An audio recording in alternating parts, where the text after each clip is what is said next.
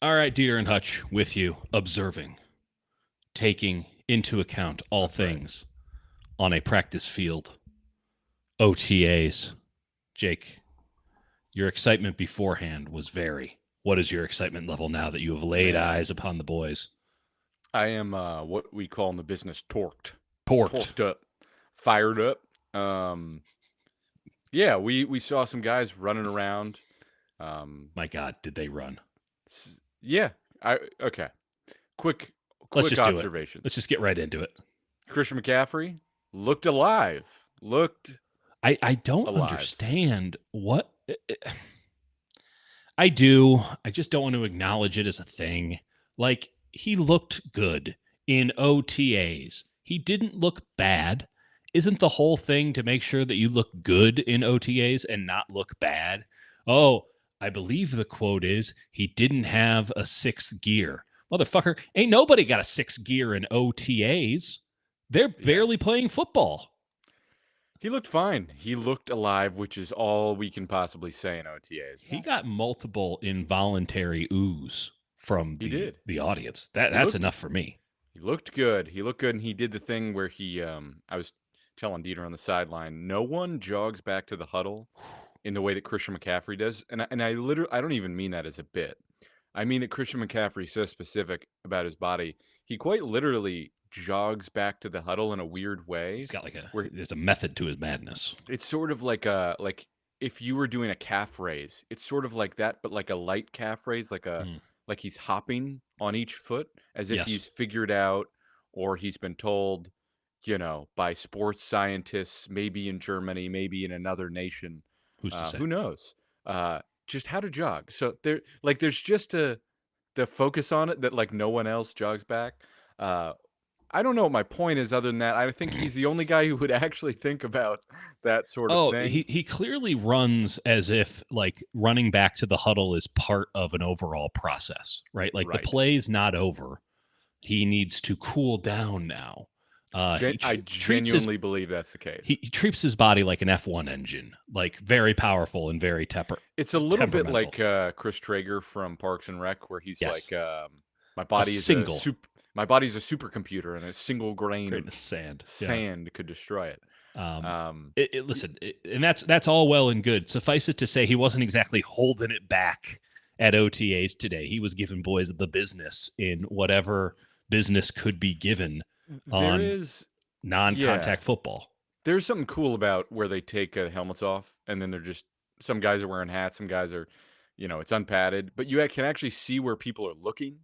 Yeah, Without any visors, without yeah, obviously you follow helmet stripes, but you can actually see guys go, "Oh shit, oh no, he got me." yeah. He was giving boys the business. So I thought it was I thought I was being pranked legitimately when I had a couple folks on the old Twitter X machine be like, Dieter, Christian McCaffrey looks slow today. Do you have anything to say about that? And it's like, did I misread Christian McCaffrey? I'm pretty sure he's the only white running back. Like, I'm pretty sure I know who Christian McCaffrey is.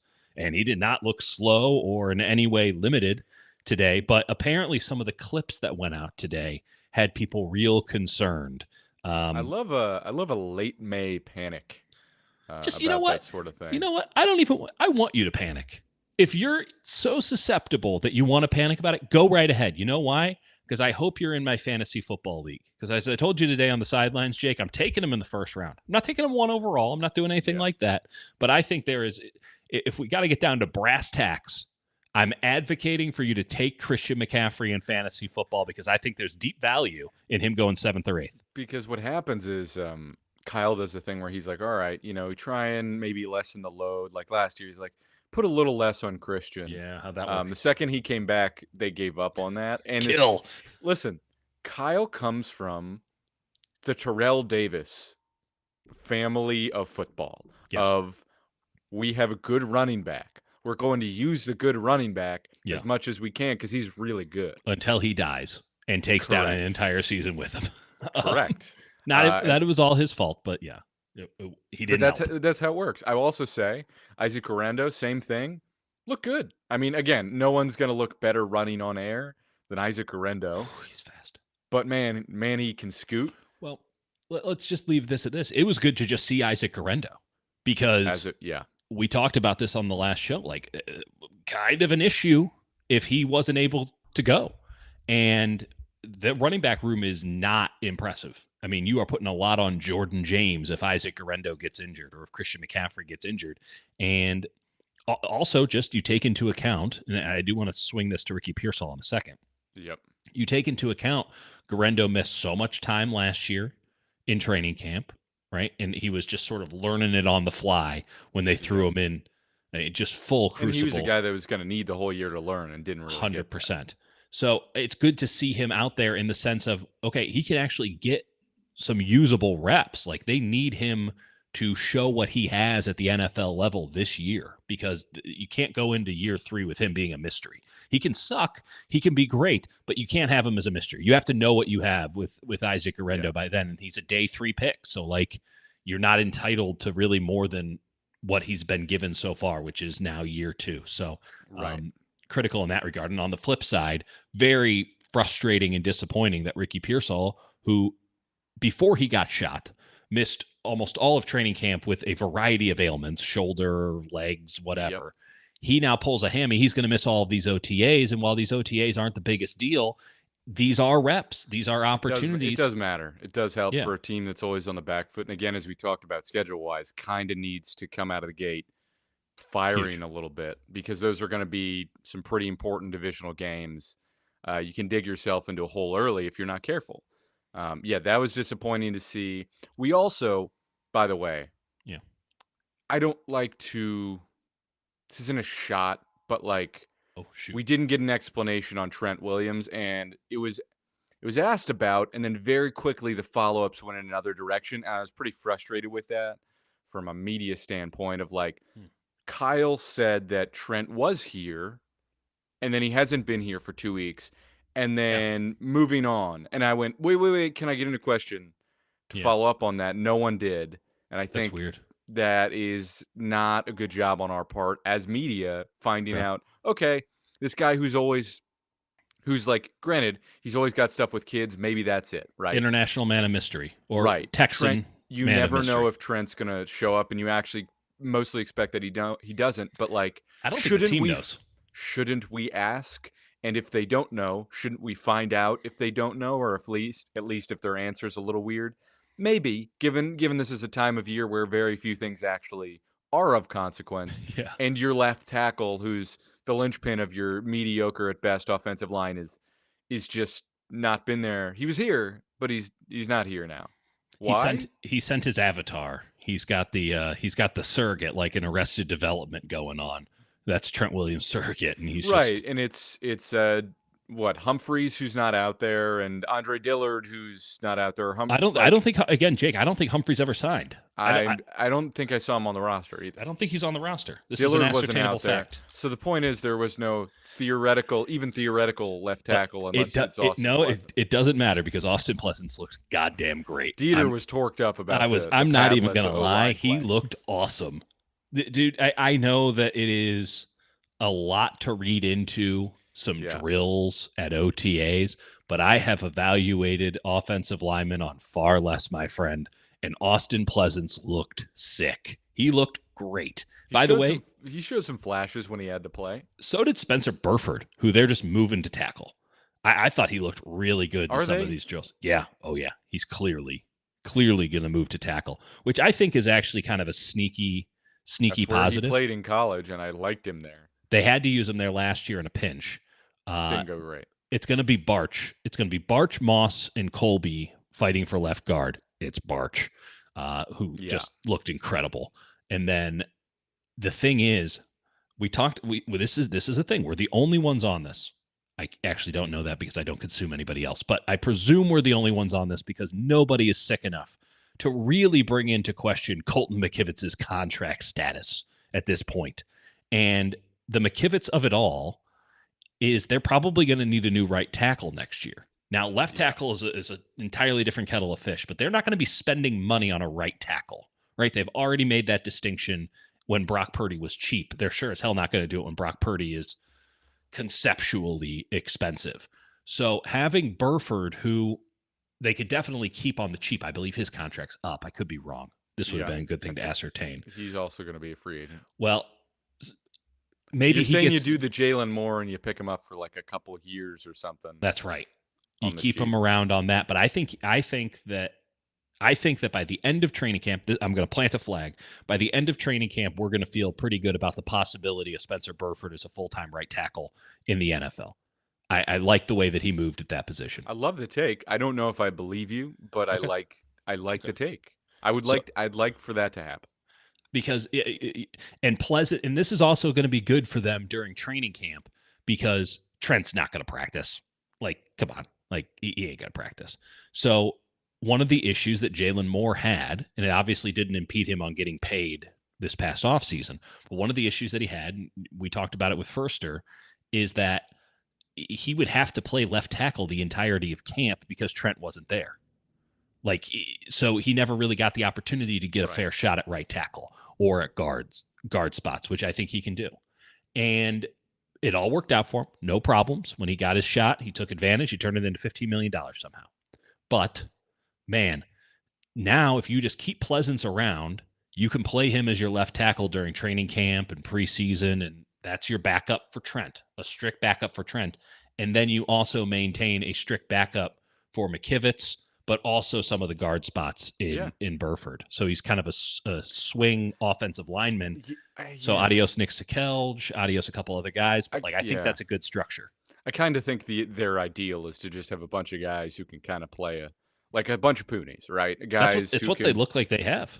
Right. It's just get a bunch of guys who are okay and can kind of be okay at any position on the line. And I kind of do like that philosophy.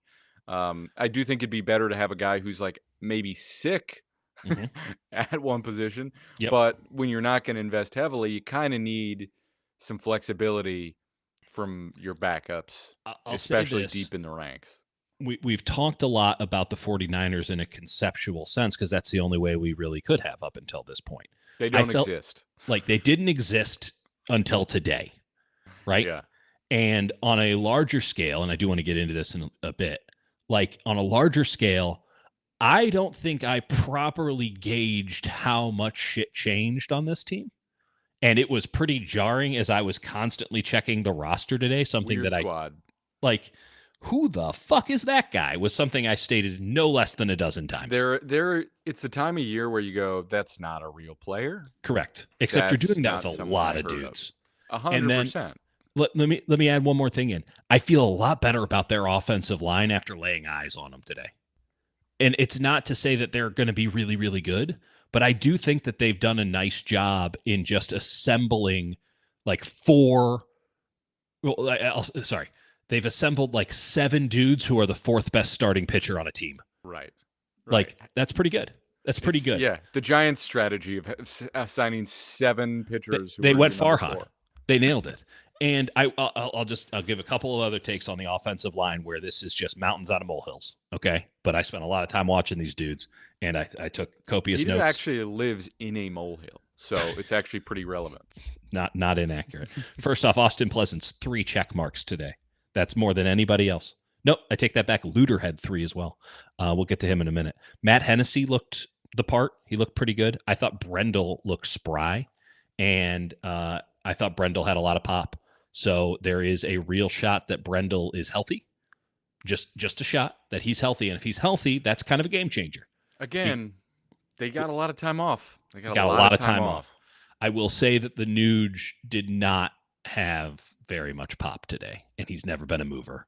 Now, that could just be the nature of the drill. Once you get into the true close quarters hand-to-hand combat, the Nuge will show what he's all about. But it was an uninspiring day in drills for the Nuge. Yeah, we'll see when pads come on. We're not going to make any true evaluations on the offensive line until pads come on, but you do need to see these guys move around a little bit. And like Austin Pleasance was moving really well. And like Connor Colby has a false step. Like that's a thing that you can tell. And Zach Moss, the offensive lineman they brought in as an undrafted free agent. Drew Moss, thank you. Zach Moss is a running back. Zach Johnson is a backup right tackle, maybe. And Jack Johnson is a guitarist. So all of these things are true now. Regardless, Moss, first name? Drew. Drew. Um, Could be any of them. Nancy Drew Moss, uh, short arms, got little T-Rex arms on engagement. Like that's not great. Like you can see Yeah. why one was Big a seventh. shoulders, Big short arms. shoulders, small arms, smell like cabbage.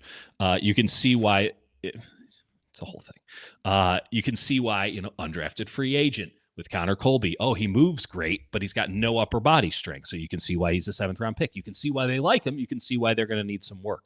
I think it's. I think Zakelj didn't have any pop at all, but he's versatile and smart, so he has a chance. I'm of the mindset that it is going to be Trent, maybe. Otherwise, it's Pleasance, Barch, Brendel, Pooney, who looked good in those drills. He should, but he really gets out of his stance well. And then obviously McKivitz with Burford and Pleasance as the backup. That would be my guess on offensive line. Yeah, I think that's about right. I'm looking down the roster, and my biggest concern is the concern that we went into the draft with, that the 49ers went to address. That's defensive tackle, where Alfred Collins is gimpy, half jogging on the. I mean, literally, I'm not making fun of him. He's like not even close to running it's a factual full speed statement. on the sidelines. Yeah. He has a calf injury. They say he's not going to be ready. He re-aggravated at his pro day. He was in a walking boot at his pro day. They were pretty tight-lipped and short on that. And then CJ West, who we love, again, I said it in rookie minicamp. He looked a little winded and like he could use a little bit of conditioning. Tubby. He looked tubby. Which, he's going to play like basically nose. If he's a defensive tackle in the NFL, he better have some tub. And none of it matters until pads are on. But again, it's stuff to like flag early, and a big guy with like lower limb concerns. Yeah. And then, another young guy who's going to have like rookie moments. Mm-hmm. Like we'll see how he looks, in the dog days of summer when it really wears on you and you're in training camp for weeks on end. We'll see. I still have some concern there. Safety's obviously another concern, but wide receiver, let's get into that, because that's okay. So, where are you at with that? I thought that the Niners, if we learned anything today, if there was one thing that I can take away from today that I feel really solid about saying this is the case moving forward, it's that Juwan Jennings is the X until Brandon Ayuk returns, because they were playing DeMarcus Robinson as a Z the entire time. And Jennings was consistently on the line of scrimmage, consistently at X. I know they use tight splits. I know it's sometimes hard to discern. He was the X today. And him and Brock Purdy went right back to the sort of thing that they did last year, which is, I'm just going to throw it really fast into this very small window and hope it works out. There was one play. Renardo Green, again, looked fantastic. Fantastic. As did Darrell Luter. But Renardo Green had one play where he, he clamped up Juwan, where, Juwan couldn't snap out of his route, used, some level of his physicality. But he did the thing that he does, which is he's just crafty. Yeah. We were kind of jokingly talking about, if you made, a 49ers flag football team. I was like, I want Juwan because he's just crafty and figures stuff out. He somehow was locked up and just got out of it enough. Not much. Big an body. Inch. And Purdy was... And by the way, the ball was out before Juwan turned around. A capital A anticipation throw from Brock. Unreal. Where he's not open. And he's like, he'll figure it out. Right? He'll make this play on the his ball. answer of figuring it out is, where's Juwan? I'll just throw it to Juwan. They have an incredible amount of trust. That's a very positive thing. I don't want it to be the foundation of the offense. Yeah. And last year, for long stretches of time, it was. And this is, again, why the Pearsall injury is so disconcerting, which is you need to develop some of that rapport. You need to get some of that trust with Ricky Pearsall, who should be the focal point of this passing game in the same way that Deebo Samuel was. Obviously different strokes, but the Z receiver... He's got to be out there, man. He's got to be out there. And for him not to be out there, there's no viable replacement. There just really isn't. No. We were kind of talking about the most valuable players on this team, and obviously there's Kittle, Fred, Bosa. You look on offense, Pearsall is quite high up there. To me, on offense, there's Purdy, Kittle, McCaffrey, and Trent. and then it's like maybe Jawan's more valuable because he's like more reliable, and But you know what Pearsall's, Juwan is. but like Pearsall's next, or he's right there. Like You better be. he's monumentally valuable, and if he's not, it's a real problem. Yeah, because again, you can't ask Demarcus Robinson, who looks fine. Like Demarcus Robinson looks like a pro, looks like someone who should be on the field. Except for maybe the first 3 games. Well, that's on him, We'll uh, see. and his bartender. But it, he's one of those players that your team is defined by how much he plays. If you're a really good team, he's on the field sparingly, right? He should be on the field. He should He's play. your, yeah, He's an he's your NFL third pro. or fourth wide receiver. That's right. And if you're a really shitty team, he's your number one. And right now, he's your number two because Ricky Pearsall's not out there. I'll say this about wide receiver room. Cowing looks a little bigger. And I thought he had, we don't have obviously a photographic memory of last year, but I thought he had more explosion coming out of his Yeah. break, And I like Jordan especially off the line of Watkins. scrimmage. I like Jordan Watkins because Motherfucker can run a 7 route. That's for sure. he can, his route tree is basically everything the Niners run. He can run a great dig, and unlike Debo, it's not loopy, which is not to just compare every wide receiver to Debo, but like It in matters. terms of route running, he has a firm plant foot. Mhm. He sticks his foot in the ground and breaks out of it, and he's quick.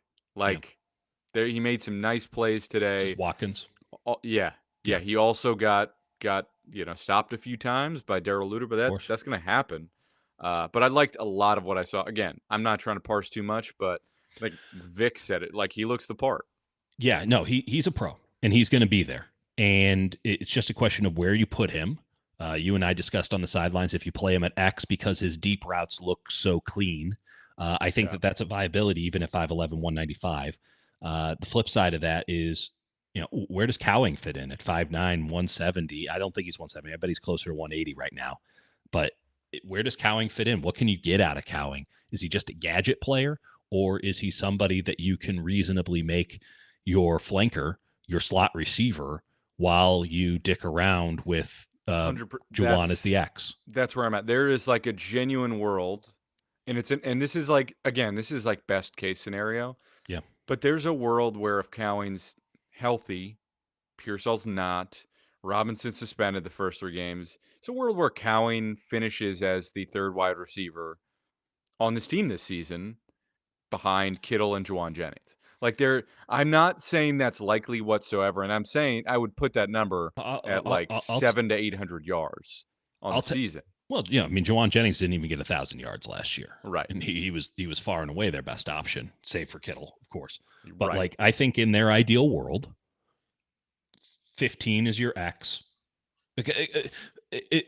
I don't know when Brandon Ayuk's coming. I don't know if Brandon Ayuk's ever going to be the same guy again. I'm not operating on any Brandon Ayuk is going to save us principle. Like Brandon Ayuk doesn't exist until he does, as far as I'm concerned, because with that injury and the severity of it, and all of the ridiculously aggressive or just optimistic timelines that you've heard, I know enough to know that if you're banking on that, it's done beforehand. So let's just go with the guys that you can count on for a degree. Jennings, I think that in their ideal world, Jennings, Cowing, and Pearsall are your 3 wide receivers. Yeah. I think, honestly, in their ideal world, Pearsall would be the X. But they don't. That's interesting. I don't know if they, I guess Juwan would make more sense, and then Pearsall is the Z. But I think Pearsall should be playing X, whether it's this season or next. He should be your X eventually. I like him as the Z in that I think he is a much more viable gadget player than we got going on. Like, you do need some gadget, especially some movement at Z still. And I do think that one overarching thing, and we're going to talk about it a lot over the next 100 days before the start of the season, I think the Niners are going to be a very traditional passing team this year. I think that while everyone in the league is ripping off. Yeah. Go ahead. Well, you just heard Kyle talk about Luke Farrell. Like, the way he talked about him is like, well, yeah, he's going to be Charlie Warner, and he's going to block. And I think their answer to having basically a shitty wide receiver room is George isn't going to block as much this season. That's right. I mean, unquestionably, and this is something I thought was going to happen last year, and it never did because they didn't really do training in camp, so they have no opportunity. But they were supposed to transition to a 12 personnel team. I have that on good authority that they were going to be a 12 personnel team as opposed to a 21 personnel team, and that they would be using uh, all of their terrible tight ends outside of George Kittle. In this case, it would have been Saubert, and also Juice, and move him around so that you could go, hey, we're in 21. Oh, we're in 12. We're in 21. We're in 12. And really mix and match. Debo Snip, gets in the snap, snap, snap. Stay. exactly. Debo gets in the mix. And that is how At you tight end. well, nothing about it Sorry. was tight Sorry. last year, Yeah, but he certainly had the girth. It's easy to say now because we don't have to I see know. him anymore. Cowards. Regardless, I know. I said it when we were on the record. It's fine. Never have to see him in the sea again. Who won? Regardless, that was supposed to be the plan. They never got around to it. And this year, I thought it was interesting that the first sort of snaps they took as a team, they could have been in any personnel group whatsoever, and they were in 12. So, I again, it's not going to be the foundation of their offense, much like it won't be the foundation of their offense to do a little bit more of what they started to do last year, which is just like 5-step dropbacks, no play action, no nothing, 5 guys active, 5 guys live, fucking 5 like Peyton Manning, 5-step drop back. Like They do Tom love a Moore traditional offense. drop back. Yeah. Exactly. It's the Zag. When you have how many teams in the NFL running the Shanahan Kubiak system? It's a little bit of they do more probably 7-step drops than a lot of teams in the league, which Yeah. is part of like I think the concern with fans in the O line because it's not a great O line. I've said it; it's No, no, no. average. We're But not implying that it when is, you're but it's having a long drop back game and it's a lot of sort of slow developing stuff, you put your quarterback at risk much more than if it's a 3-step drop and the ball's coming out a little bit quicker. Like yeah. Jimmy G is like a quick throw it, Yeah. gonna quick play action I gotta get and rid of rip this it. thing right now. I mean, one step beyond that is like there's a reason that the prototypical quarterback for so long was, Drew Bledsoe or I mean, even like Justin Herbert or Trevor Lawrence more in the day, like 6'5", 235 pounds, stands in the pocket and delivers the ball. Like that was the system. And guys like Brock Purdy weren't oftentimes valued when that was the passing game. And now here we are where they just gave Brock Purdy whatever amount. I mean, it's somewhere between 30 and $50 million a year. None of it's real. They gave Nothing's him a real. nice check that we would all gladly take on our own.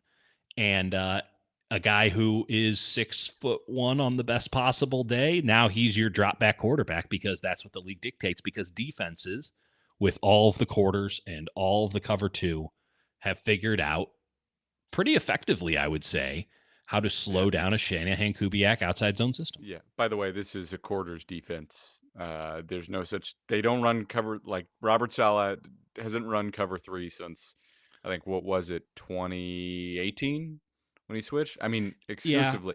Like there's there was still still some some. of it, but he started aggressively transitioning away from it. Yeah. And really runs a lot more quarters now, which is something I want to explore later in the offseason. I mean, everybody's doing it.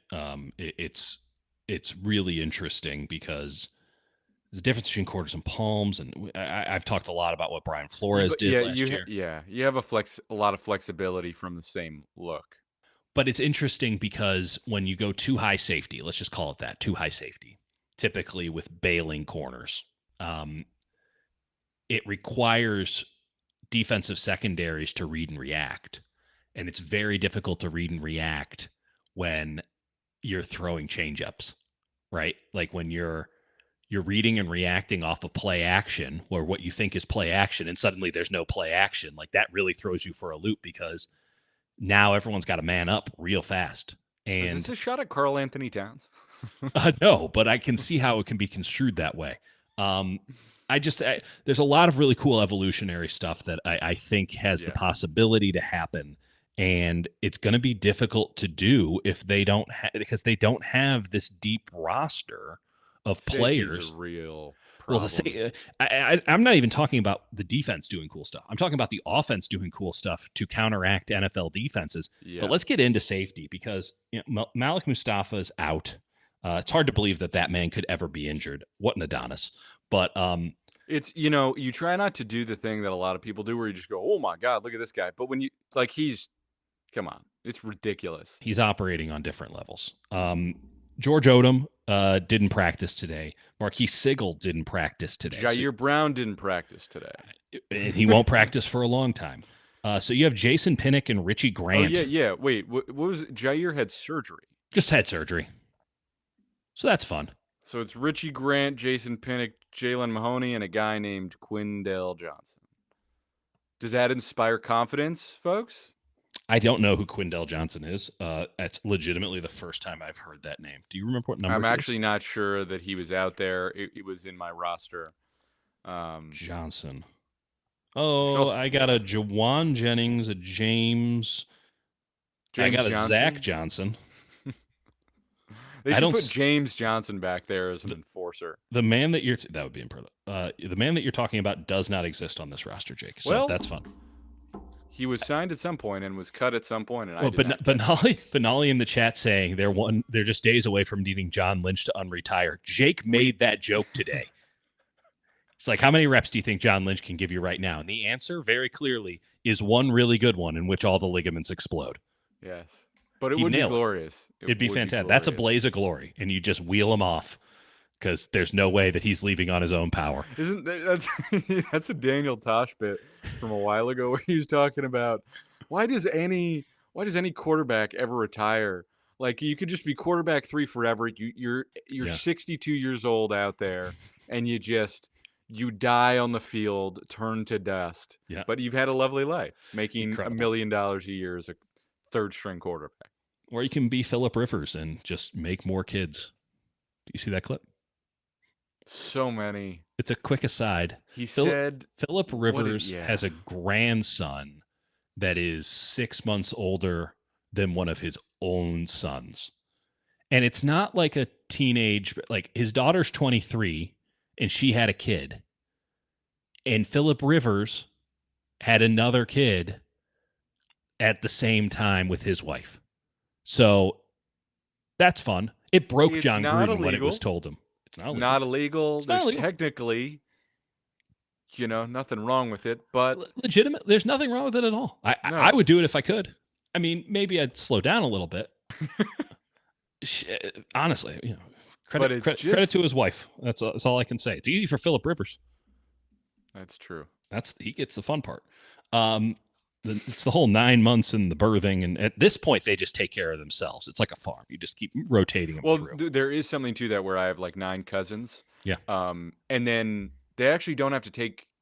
They have to take care of their kids, but then they all had kids, and it's sort of a self-sustaining thing where it's like a farm where you need a certain amount of people on the farm, and then you have enough kids where like you can actually chill out because you can lose one for a couple weeks and then they'll come back. I mean, it's like it gets real loose. It gets real loose with the kids once you're beyond like 4, but right. My wife won't let us. So, and we can't afford it. Unless you want to subscribe to the channel, you can become an official sicko in the corner and help me have more children, or pay for the vasectomy, one or the other. So yeah, Jason Pinnock and Richie Grant are your only safeties today. Don't feel good about that. Don't feel good about that. Can I give you a wild take, Jake? I would love it. I have the solution to the 49ers safety problem because Jair Brown ain't going to be the fixer. And I got some questions on if Malik Mustafa is going to be like ready to go in week 1 because that whole thing is bizarre. And they don't want to play George Odom, though they have filled so many special team spots. Is there one left for George Odom? Who's to say? I think that they can make a trade with the Miami Dolphins today to get the safety that they need. His name is Jalen Ramsey. Ooh, you're going to move him to free? We're going full Charles Woodson late stage with Jalen Ramsey, who, by the way, is 6'1" and 220 pounds. He's already a safety. This is the answer. You do it for a year. You use all that cap space that you got. You don't roll it all over. I know that they want to, but you go with you go and you say, "Hey, Jalen, No one wants you on your current contract, right? Well, here's the thing. He would only cost you $1 million this year. Even 2025, his base is fantastic. 1.25 million. So this He's is what got I'm saying. option bonuses, whatever. I'm not even gonna. We're not doing cap stuff today. But No, he we're would not doing cost cap. 1.25 million. It doesn't matter what he costs. Well, it does. There's a certain limit, but like he's not coming. He's not coming to that limit. This is something I talk about. I talked about this with the Giants the other day. Like, get Bo Bichette and play him at second base. You know why? Because no one's going to pay you shortstop money, Bo Bichette. But you're going to be going to every team in baseball at the end of the season and being like, hey, I can play second if you need me to. No, it'd be easier to do. Play some second first, Yeah. third base, and then who's on first? I'm saying play some second base. Now you have the track record. Now you have an easier sell. Jalen Ramsey, no one wants to pay $20 million a year for a cornerback who's past his prime. Post June 1 trade is the likeliest scenario because cutting him now is 50 million dead. They're not going to cut him. They're just going to suffer. They're I just know. going to suffer in Miami I'm and just hope saying, that the Rams want to pay. I know. I'm just saying, cutting him now, 50 million dead for the Dolphins. Yeah. Cutting him post June 1, 31 million dead cap. Trading him, $25 million dead cap. You're losing cap space. If you trade him after June 1st, you save 10 million. That's what I'm saying. So I'm saying you don't need him now, but you might need him. That's in 2 days, folks. Yeah, right. Did you know that? Kind of snuck up on me a little 49ers also get like a $2 million from Javon Hargrave's thing. in 2 days. He He costs you nothing. Like the impediment on this is not what it's going to cost you because it's not going to be a fiscal issue. What do you think it would cost in like draft capital? A fifth round pick, fourth. They're giving nothing. You might even be able to do like a third day 3 swap, right? What it's going to be is like a fifth, and then you do like 2 swaps, so it makes it seem like there's more picks involved. Like you swap a 6th and a 7th. And it's nothing. It's nothing. You won't remember. At no point will you be like, damn, we shouldn't have given up that 5th for Jalen Ramsey. I love that idea. The impediment is convincing Jalen Ramsey that this is in his best interests. But man, like Charles Woodson did it at 36. Charles Woodson's a first ballot Hall of Famer, all these things. But like, and Charles Woodson was an all-pro in the years leading up to his shift to safety. Like legitimately. In his post 30, he was an all-pro. But man, like, there's a reason that nobody wants Jalen Ramsey right now. It's because he's lost a step or two, and he's always been an instinctual corner, somebody who feels the game more. And when you don't have that step or two at corner, man, he's done. So the idea that you move him to free safety, he sees it great. He's got the size, and he's an instinctual player, so you want that going on. It doesn't matter if he's lost a step or two. It's between the ears at safety. This is perfect for him, and I think it would make him a Hall of Famer. Yep. I think if he gives 5 years at safety, this is a big deal. That's the move I would make. I love that. As a reminder, still available are Julian Blackmon, Quandre Diggs, I believe. Yeah. It looks like Jordan Poyer's still out there, and Chuck Clark. Yeah. Chuck Clark is the most likely of the options, for being honest. These are just names that you can easily read off names. Well, and the Niners have done this time and time again throughout their tenure, especially too with late window safety ads are their bread and butter, and then they cut one, and then they bring in another, and you're like, oh, that guy was an All-Pro 7 years ago. Yeah, maybe he's got some juice left. I mean, maybe, but this is. I don't have very many Galaxy Brain things. The conversation of Jalen Ramsey came up a while back, and I'm just like, man, you know what Jalen Ramsey might be good at? Might be good at safety. They tried it with Renardo Green, who's objectively awesome at corner. Let's do it with a guy who's like 30 pounds heavier. How about? Huh? Right. What an idea.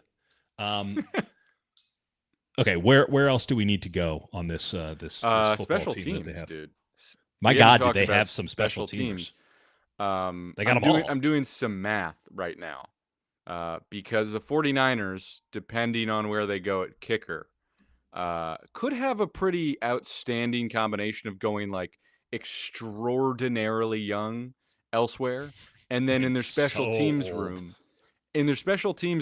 if they went with Greg Joseph over Jake Moody, can you guess what their combined age of their long snapper, their kicker, and their punter would be?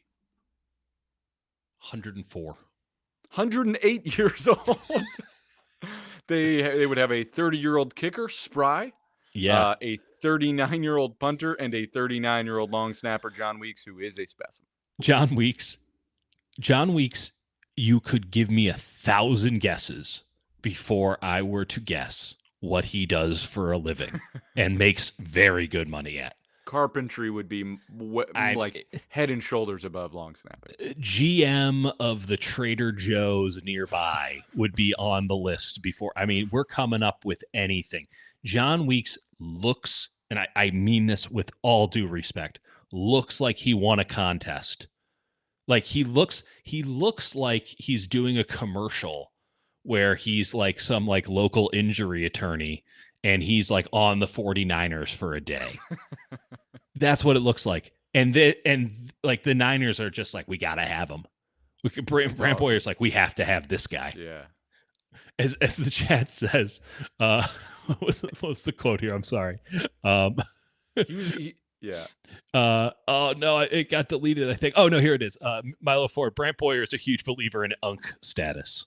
Dude, 100%. Spot on. And it's like he literally is like almost double the age of some of these guys. He's out there handing out water bottles, just being a quiet vibes guy. Long snappers, take note. Right. Been out there for a while. Just keep your head down, snap the ball, and just be a good dude.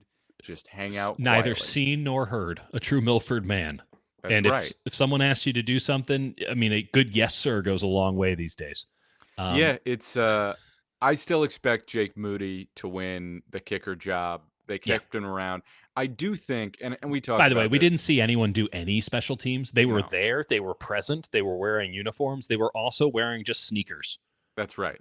And it's like, why even bother making them come out here and stand? For the vibes, for team bonding, Peter. I guess. I would say, I don't think there was. I get it because he was terrible. I don't think there was enough slack given to Jake Moody. And again, that's because his kicks are wobbly to begin with. But I don't know if there was enough slack given to Jake Moody for the fact that, like, he had a pretty bad ankle injury. Brutal. Came back from it clearly too early. Yes. Wasn't ready. We acknowledged it was too early in the moment. I think everybody, they had to get a kicker, and it's like, I got to come back because they ran out of kickers. So he was in pain, and then he's not feeling right, and then he starts doubting himself, which kicking almost exclusively mental. Like, you need to have a functioning leg, but it really is mental. And once you lose that, it's golf. That's tough. So I'm not saying Jake Moody played well. He did, obviously. No, he was awful. I'm saying I think there should be a little bit more optimism that he can be a decent kicker this season compared to what we saw last year. There seems to be an expectation that he's a total schmuck. And I think that's a little unfair. He was incredibly productive as a rookie. I know he had some bad moments, not excusing those. No. But there's like reason to be optimistic. And Boyer said it, like, he was head and shoulders above any other kicker when he was drafted. And there's a reason. Doesn't mean he should have gotten drafted there. And agreed. Again, although we defended it, and I still think it was the right choice, even though I know that's a premium pick. Yeah. But they, at least the way they set themselves up for that, they could have avoided that in a number of ways. But they could have gotten a 110-pound linebacker, 210-pound linebacker. So I mean, I'll take the kicker. Very quickly, I thought D. Winters looked large. He looked bigger. He looked bigger. I think that's a nice thing. It doesn't mean that he's going to be the guy, but it does give them at least a different look from what you're getting with Nick Martin, who is unquestionably small. It does matter when you're an undersized guy and you're taking a lot of shots and you're trying to replicate the Azeez Dre Greenlaw situation. No one mentions Azeez, but like Azeez was awesome. Yeah, but Azeez was a madman. Right, that's what I mean.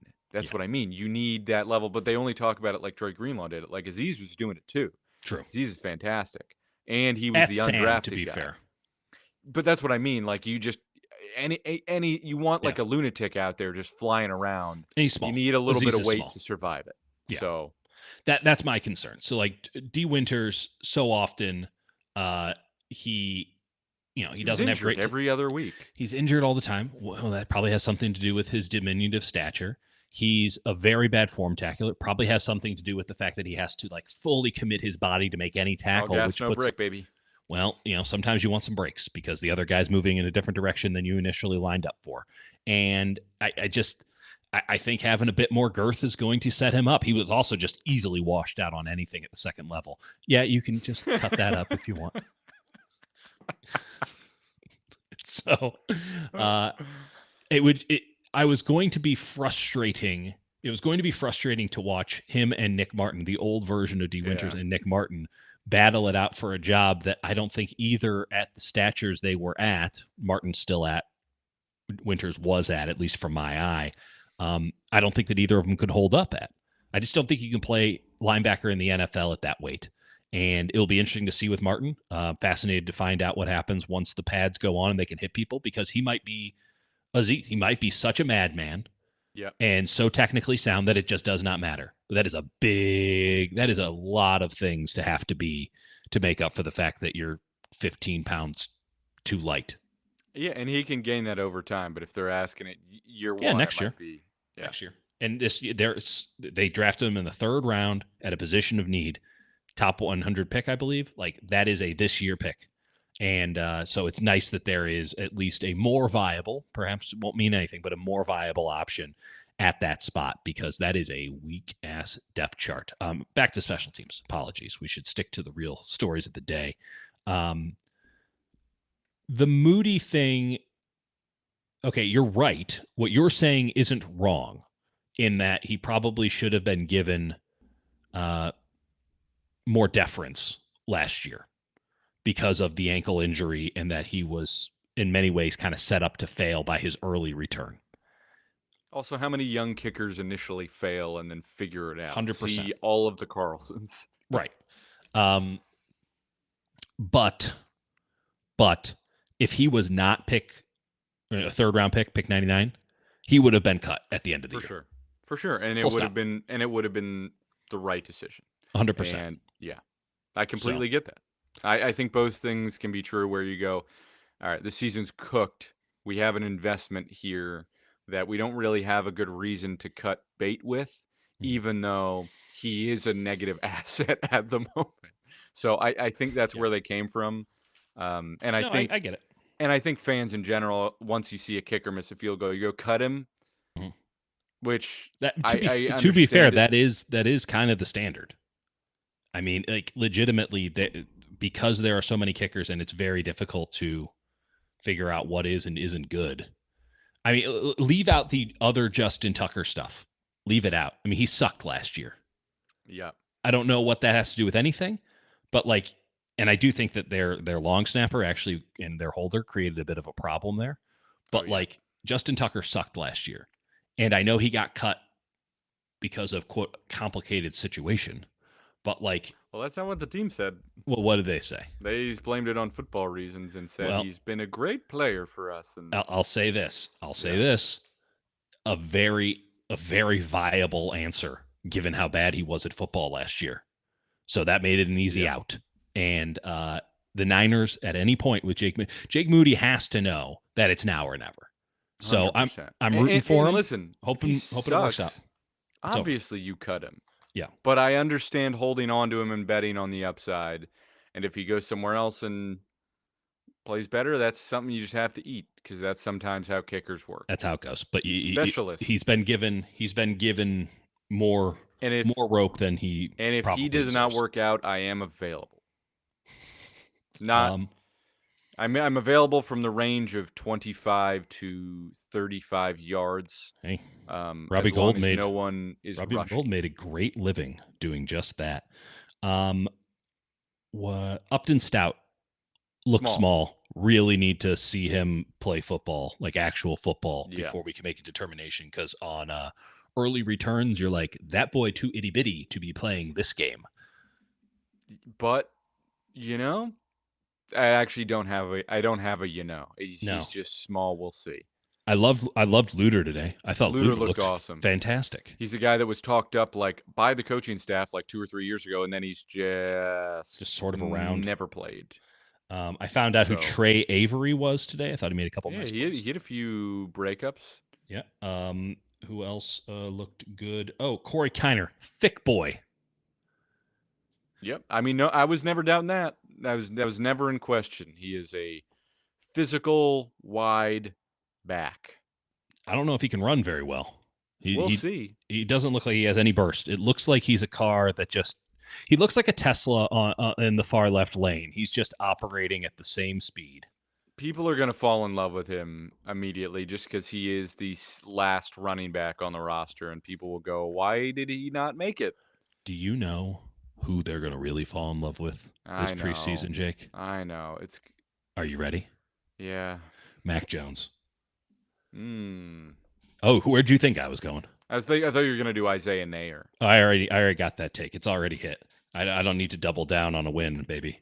Let me tell you, Mac Jones throws such a catchable football when he is practicing that what will happen, and this might Yep. be a truly genius play by Mac Jones because he's like, I'll never have to play, but I'm going to get this soft ass San Francisco media to write me up, baby. Keep the Oh, cork on McCorkle. that's right. And I'm going to get the full Sam Darnold treatment from these yokels. Also, And if you're any quarterback, super appealing.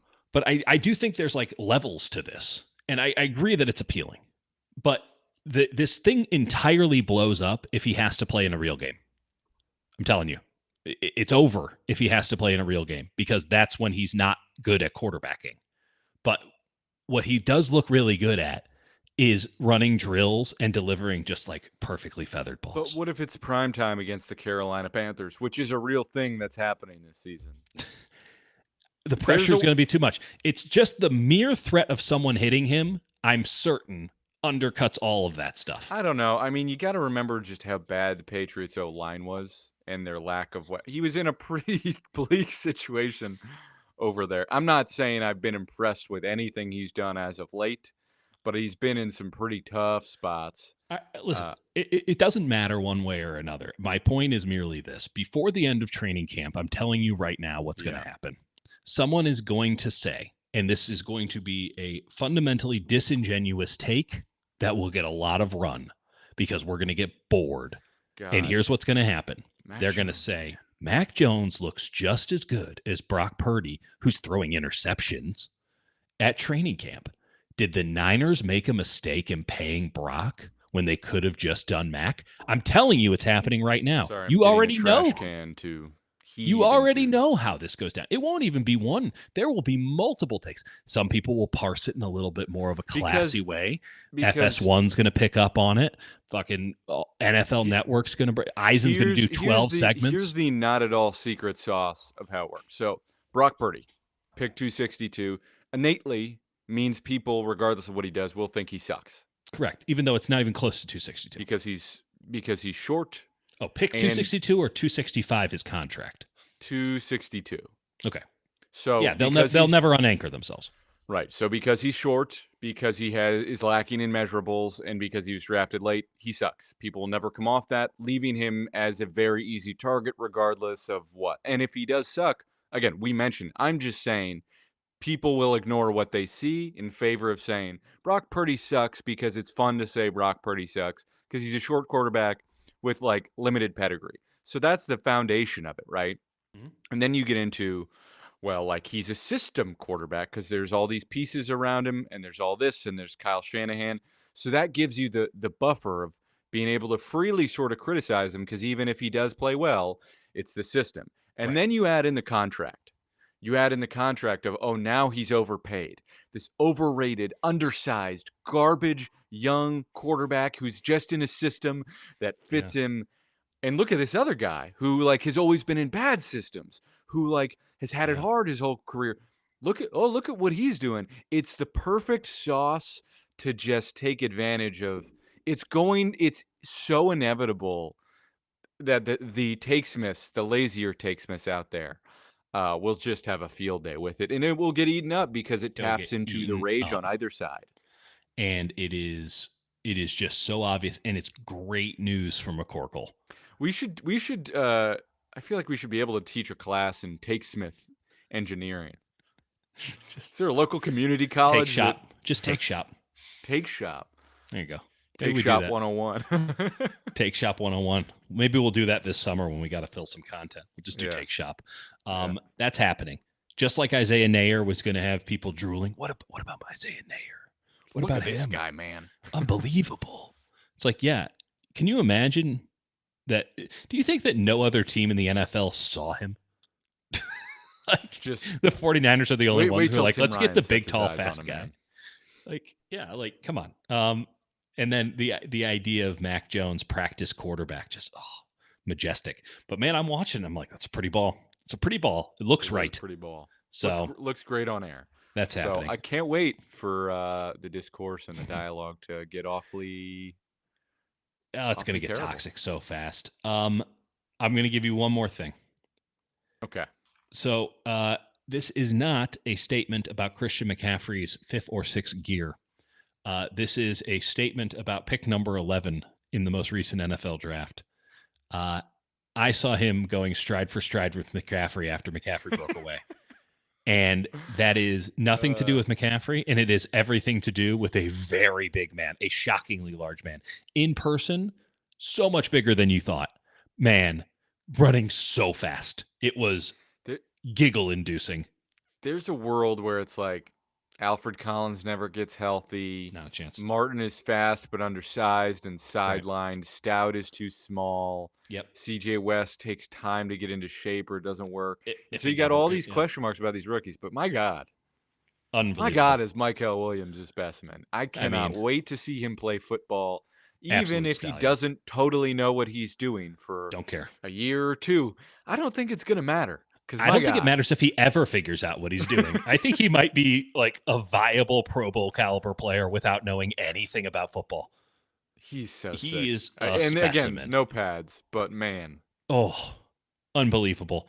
And then, one other thing. I saw Robert Beal walk off the field injured.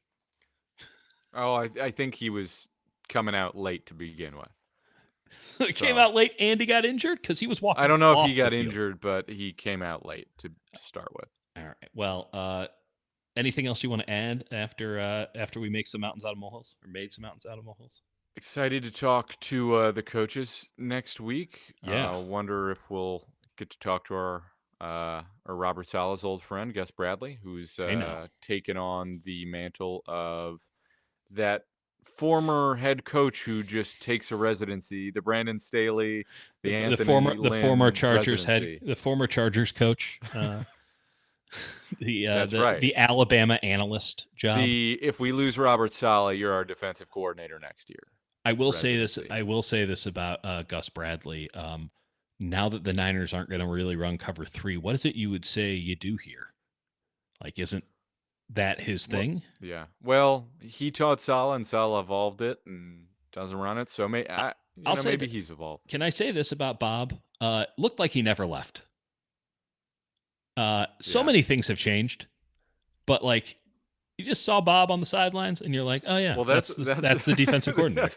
That's what Kyle said about Trent Taylor and Ross Dwelly, which it's so funny to even mention that you like just brought these guys back. They're like, yeah, those guys are here. They left and they came back, not because they're high caliber football players, but because it was part of George Kittle's contract that we would keep Trent Taylor and bring back Ross Dwelly. But Bob Saleh's still there, like he never left.